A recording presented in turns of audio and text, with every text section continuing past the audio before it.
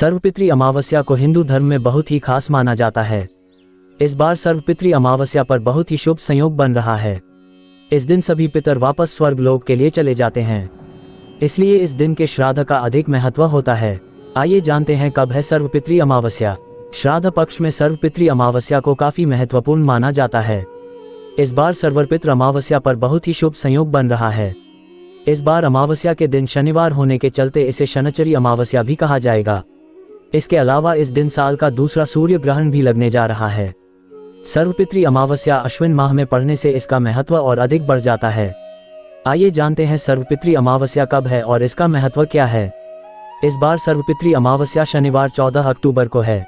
अमावस्या तिथि प्रारंभ 13 अक्टूबर को 9:51 से, अमावस्या तिथि समाप्त शनिवार को रात के समय 11:25 तक रहेगी।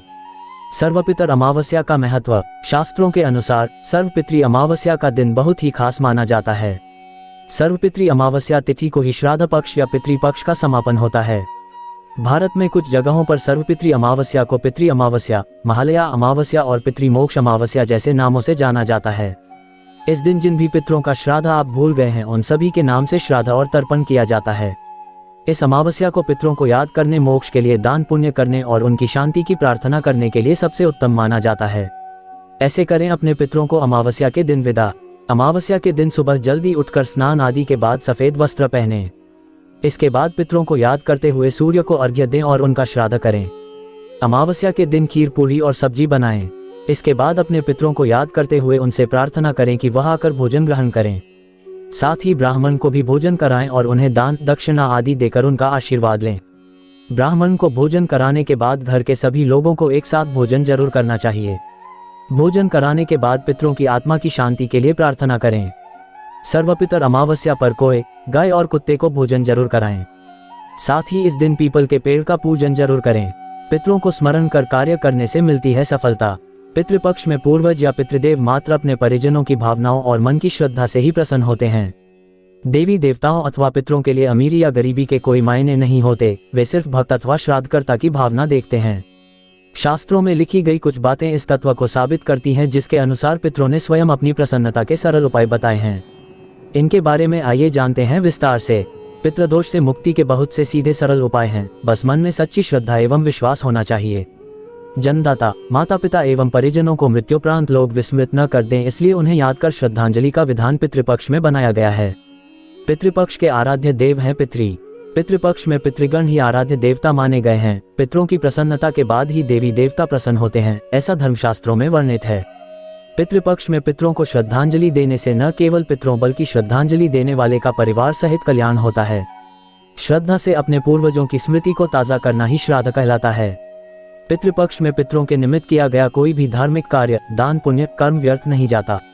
श्रद्धावान लभते फलम। श्राद्ध पक्ष पूर्वजों के प्रति श्रद्धा का महापर्व है।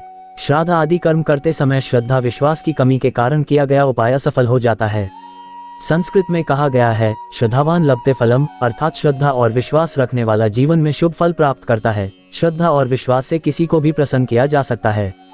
श्रद्धा से अर्पण की गई वस्तु एवं भावनाओं को पितृगण सहज स्वीकार करते हैं और संतुष्ट होकर आशीर्वाद प्रदान करते हैं। पितरों की तृप्ति के सरल उपाय।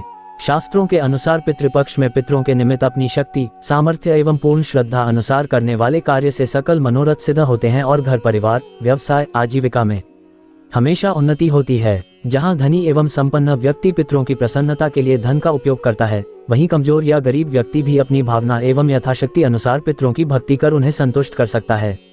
अगर श्राद्ध करने वाला धनी है तो वह धन के मोह को छोड़कर खुले दिल से योग्य ब्राह्मणों को भोजन कराएं और धन, आभूषण, वस्त्र, अन्न दान करें और पिंडदान जरूर करें। अगर श्राद्ध करने वाले की साधारण आय हो, वह पितरों के श्राद्ध में यथासंभव ब्राह्मण को भोजन कराए या भोजन सामग्री जैसे आटा, फल, गुड़, शक्कर, शाक और दक्षिणा दक्षिण दिशा की ओर मुंह करके दान करें। अगर कोई व्यक्ति गरीब हो और चाहने पर भी धन की कमी से पितरों का श्राद्ध करने में समर्थ न हो पाए तो वह जल में काले तिल डालकर तर्पण करें और विद्वान ब्राह्मण को काले तिल की एक मुट्ठी दान करे, इससे ही पितृ प्रसन्न हो सकते हैं।